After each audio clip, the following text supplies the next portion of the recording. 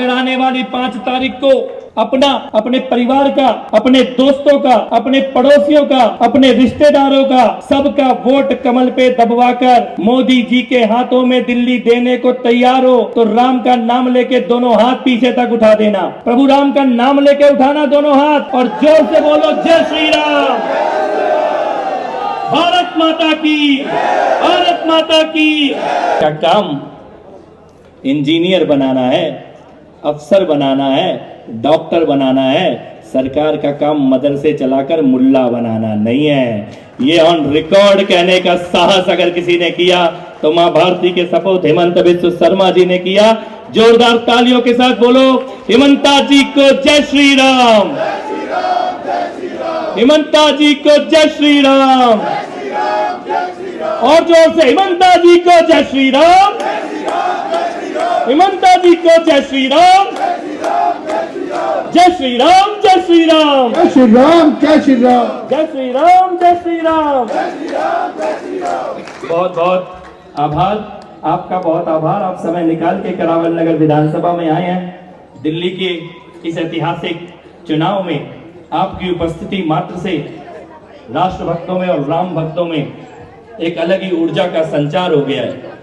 मंच पर उपस्थित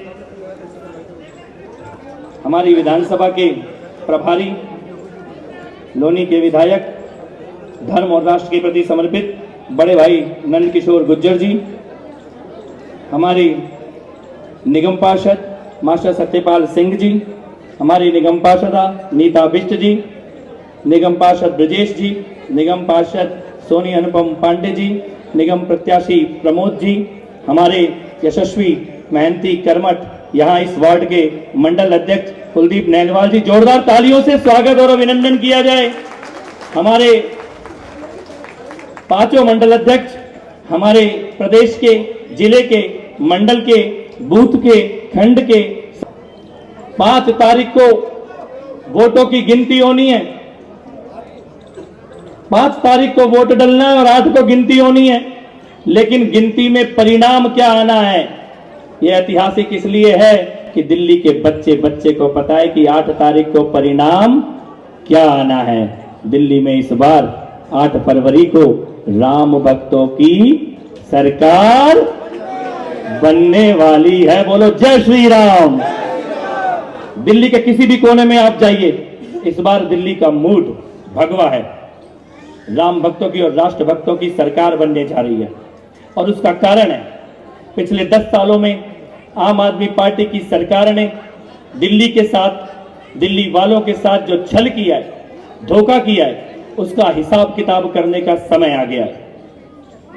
हेमंत बिस्व शर्मा जी दिल्ली के कई इलाकों में जाकर उन्होंने अपनी आंखों से देखा है कि शायद आज भारत के दूर दराज के पिछड़े गांवों में भी जो स्थिति नहीं बची, वैसी दुर्गति दिल्ली की सड़कों में है। टूटी हुई सड़कें, खराब सीवर, गंदा पानी, प्रदूषित हवा, मैली यमुना और धोखेबाज मुख्यमंत्री, ये एक तरह से दिल्ली की पहचान बन चुके हैं। समय आ गया है कि दिल्ली की जनता आने वाली 5 तारीख को बदलाव के लिए वोट करे। प्रधानमंत्री नरेंद्र मोदी जी ने कल यमुना खादर में जो ऐतिहासिक रैली हुई, उसमें एक बात बड़े स्पष्ट तौर पे कही। उन्होंने दिल्ली वालों से कल ये कहा है कि बहुत हो गया, कांग्रेस का और आम आदमी पार्टी का राज देख लिया दिल्ली वालों ने। इतने सालों के कांग्रेस के और आम आदमी पार्टी के राज के बाद भी आज हमारे घर में साफ पीने का पानी तक नहीं है। आज हमारी यमुना मैया के किनारे हम छठ की पूजा कर सकें, इसके अनुकूल हालात भी नहीं बचे हैं। प्रधानमंत्री जी ने निवेदन किया है दिल्ली से कि एक बार ऐसी सरकार दे दो जो मोदी जी के साथ कंधे से कंधा मिला के चल सके, फिर देखना कि विश्व की कैसी सुंदर राजधानियों में दिल्ली का नाम आता है। पिछले दिनों आम आदमी पार्टी के लोगों ने दिल्ली की बहनों के साथ एक बहुत बड़ा फ्रॉड किया, एक बहुत बड़ा धोखा किया। आम आदमी पार्टी के लोगों ने अपने दफ्तर में दिल्ली की बहनों को बुलाया और उनसे फर्जी फॉर्म भरवाए और फॉर्म भरवाने के बाद उनसे ये कहा कि ये फॉर्म भर दो, तुम्हारे खातों में पैसा आएगा। पैसा डालना तो बहुत दूर की बात है, उल्टा बहनों के खातों से पैसों को निकालने का पाप किया इन लोगों ने। मेरे पास इसी करावल नगर विधानसभा से 3 बहनें आई हैं। उनमें से एक बहन ने बताया कि आम आदमी पार्टी के लोगों ने अपने दफ्तर में उनको बुलाया, उनसे फॉर्म भरवाया और फॉर्म भरने के बाद कहा कि तुम्हारे मोबाइल पे ओटीपी आएगा, वो ओटीपी बता दो। उस भोली बहन ने, मासूम बहन ने मोबाइल में जो ओटीपी आया वो आम आदमी पार्टी के लोगों को बता दिया और उससे कहा कि अब तुम अपने घर जाओ, तुम्हारे खाते में पैसा आएगा। अभी वो अपने घर पहुंची भी नहीं थी कि उसके मोबाइल पे बैंक से एसएमएस आ गया और वो बहन बहुत खुश हुई कि शायद पैसा आया होगा। लेकिन जब उसने वो मैसेज खोल के देखा तो उसके पांव के नीचे से जमीन खिसक गई। उसके बैंक के खाते से 36,000 रुपए चुराने का पाप इन आम आदमी पार्टी के लोगों ने किया है। बताओ ये पाप है कि नहीं है? भोली भाली बहनों को मूर्ख बनाना, फर्जीवाड़ा करना, फ्रॉड करना, उनके खातों से पैसे चुराना, मैं आपसे पूछना चाहता हूं ये पाप है कि नहीं है? पंजाब में आम आदमी पार्टी के लोगों ने ऐसे ही फॉर्म भरवाए थे आज से 4 साल पहले कि सरकार आएगी तो खाते में पैसा आएगा। पंजाब में सरकार बने 3.5 साल हो चुके हैं, आज तक किसी बहन के खाते में एक चवन्नी नहीं आई, एक चवन्नी। यह है आम आदमी पार्टी का मॉडल। इसके ठीक उलट भारतीय जनता पार्टी का, प्रधानमंत्री नरेंद्र मोदी का मॉडल। मध्य प्रदेश में भाजपा की सरकार है, महाराष्ट्र में भाजपा की सरकार है, छत्तीसगढ़ में भाजपा की सरकार है। प्रधानमंत्री नरेंद्र मोदी ने निर्देश दिया बहनों के लिए योजना बनाने का। मध्य प्रदेश की, महाराष्ट्र की और छत्तीसगढ़ की सरकारों ने महिलाओं और बहनों के लिए योजना बनाई और मैं आपको बताना चाहता हूं आज महाराष्ट्र में 2,40,00,000 बहनों के खातों में सीधा बैंक में हर महीने पैसा आता है, क्योंकि सरकार बीजेपी की है। मध्य प्रदेश में 1,30,00,000 बहनों के खाते में हर महीने पैसा आता है, क्योंकि सरकार भाजपा की है। और छत्तीसगढ़ में 70 लाख बहनों के खातों में हर महीने पैसा आता है, क्योंकि सरकार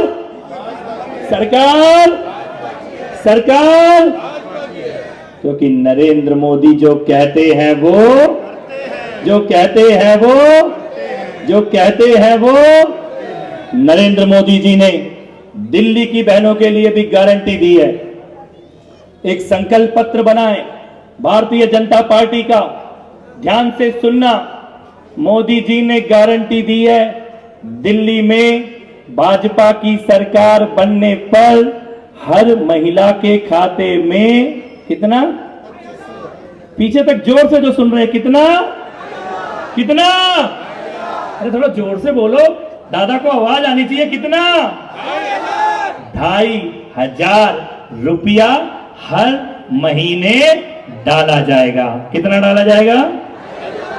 मोदी की गारंटी है बीजेपी की सरकार बनने पर महिलाओं के खातों में 2,500 रुपया हर महीने डाला जाएगा।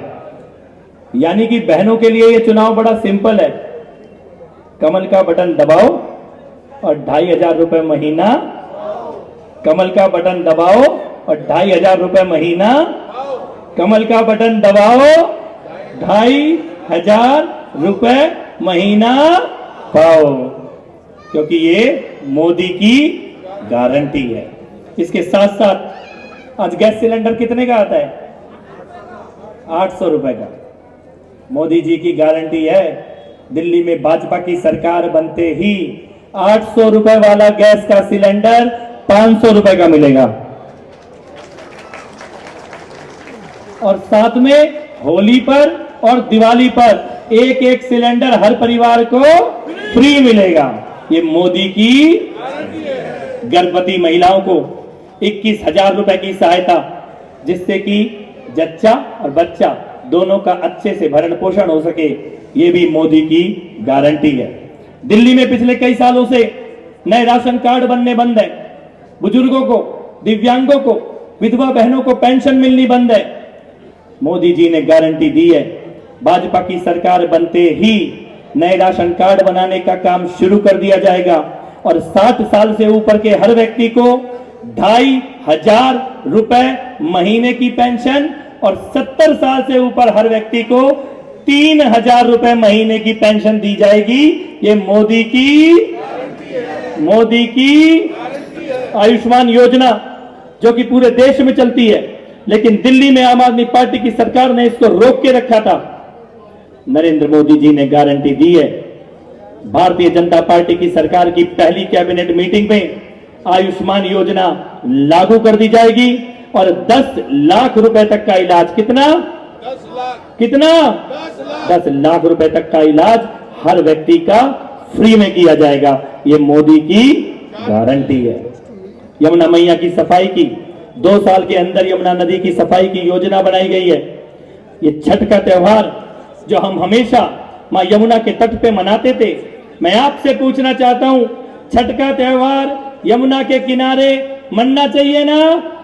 मनना चाहिए तो हाथ उठा के बताओ कि छठ का त्योहार यमुना के किनारे मनना चाहिए। जो जो इस बात से सहमत है कि छठ का त्योहार यमुना मैया के किनारे होना चाहिए। पिछले कई सालों से अरविंद केजरीवाल ने छठ की पूजा पर बैन लगा के रखा है। छठ की पूजा करने जो माता बहन जाती हैं उनको यमुना के किनारे जाने नहीं दिया जाता है।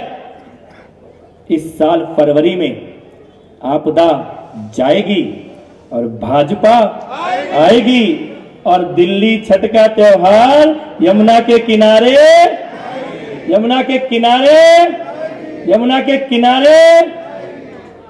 ऐसी बहुत सारी योजनाएं हैं। केजी से लेकर पीजी तक की हर दिल्ली वाले की सरकारी संस्थानों में मुफ्त शिक्षा की योजना, यह भी मोदी जी की गारंटी है। ऑटो वालों के लिए, ई रिक्शा चलाने वालों के लिए, ड्राइवरों के लिए, घर घर में काम करने वाली बहनों के लिए, युवाओं के लिए रोजगार की गारंटी, शिक्षा की गारंटी, दिल्ली को एक सुंदर, साफ, स्वच्छ शहर बनाने की गारंटी, ये सब गारंटी प्रधान नरेंद्र मोदी जी दे रहे हैं कि एक ऐसी सरकार ले आओ जो बस मोदी जी के साथ मिलकर सरकार चल सके और बदलती हुई दिल्ली को अपने आंखों से देखो। हमारी करावल नगर विधानसभा ने इन मुद्दों के अलावा भी बहुत कुछ देखा है। हिमंता जी को मालूम है, आज से ठीक 5 साल पहले सन 2020 में यही दिल्ली के विधानसभा का दौर था, चुनाव चल रहे थे। 10 फरवरी को चुनावों का परिणाम आया था।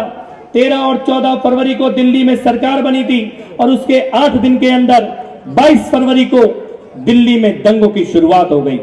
हमारी बस्तियों को चारों तरफ से घेर लिया गया था। दंगाइयों ने न जाने कितनी दुकानें जला दी, न जाने कितने भाइयों को मार दिया।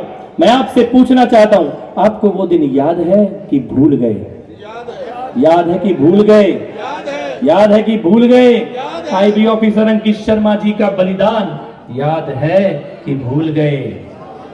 उत्तराखंड के बेटे दिलवर नेगी का बलिदान याद है कि भूल गए? दिनेश खटीक भाई, कांस्टेबल रतन लाल जी, न जाने कितने भाइयों को हमने दिल्ली के दंगों में खो दिया।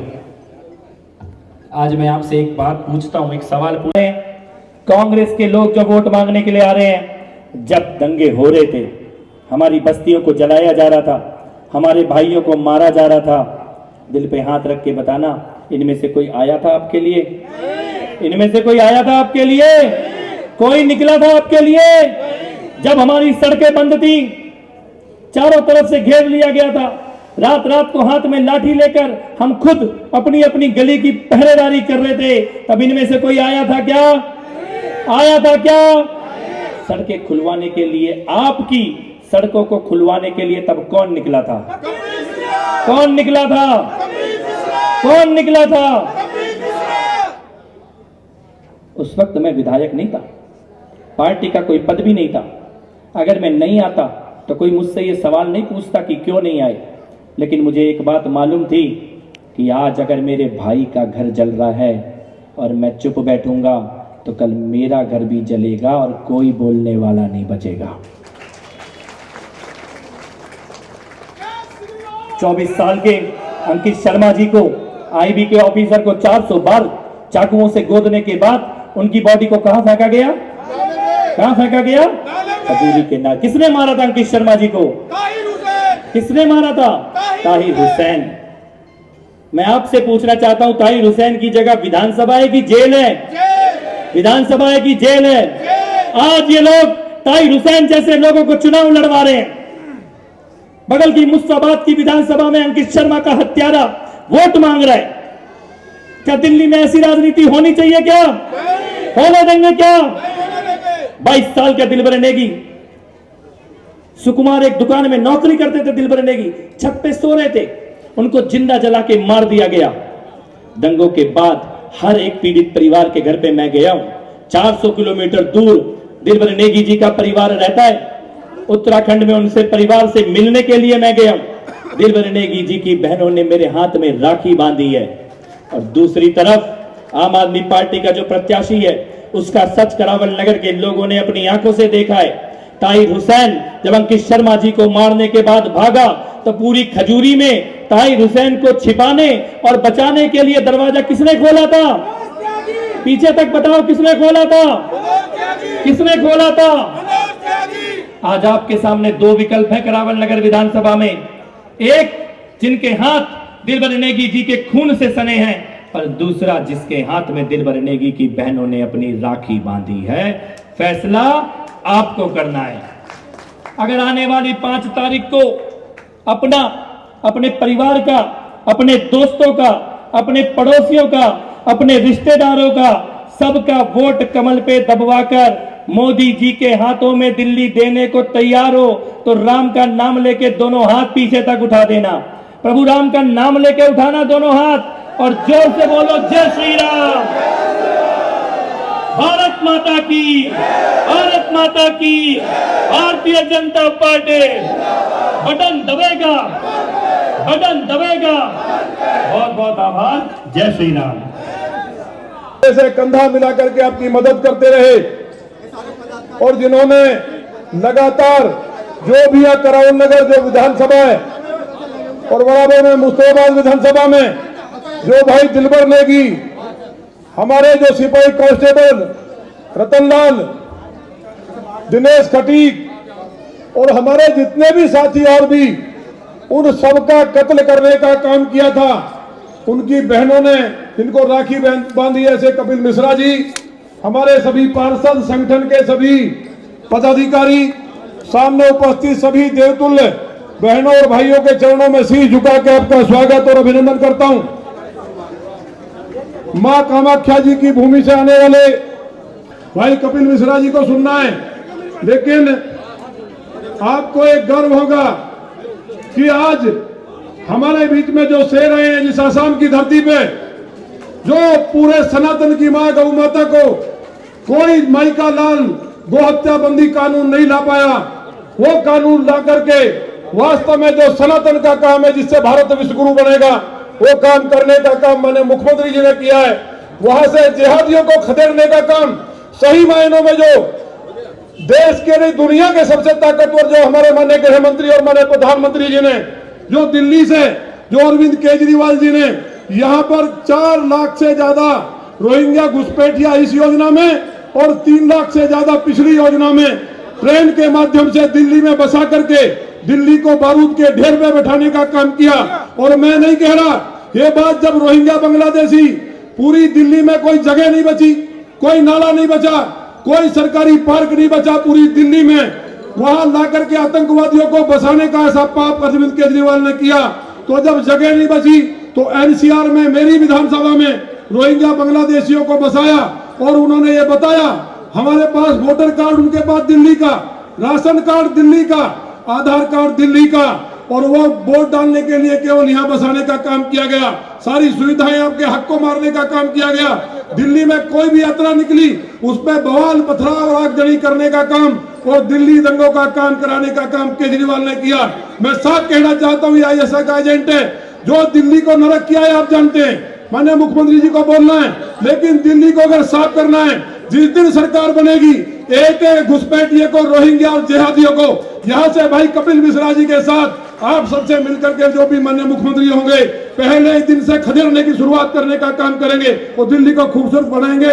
आप इतनी बड़ी संख्या में यहाँ सब लोग वर्किंग डे में भी यहाँ से वहां तक जो हजूम आया है, माननीय मुख्यमंत्री जी को देखने और सुनने के लिए आया है। इसलिए मैं आप देवतुल्य कार्यकर्ताओं का, क्योंकि आपने तय कर लिया है कि हम लोग यहाँ इतिहास रचने जा रहे हैं और भाई कपिल मिश्रा जी को दिल्ली में सबसे बड़ी जीत देने जा रहे हैं। आप सबका बहुत बहुत अभिनंदन, बहुत बहुत धन्यवाद। धन्यवाद नंदकिशोर जी, आपने छोटे ही बात में बहुत बड़ी बात हम सबके बीच रखी है। मित्रों, ये जनसभा भारतीय जनता पार्टी के प्रत्याशी भाई कपिल मिश्रा जी जो हमारे बीच उपस्थित हैं, उनके लिए हुई है। भारत माता की, भारत माता की, नरेंद्र मोदी, नरेंद्र मोदी, कपिल मिश्रा, कपिल मिश्रा। बहुत बहुत धन्यवाद। जय हिंद, वंदे मातरम। आदिति पंचजना आदितिर्जातमादितिर्जानित्वम् द्यौः शान्तिरन्तरिक्षं शान्तिः।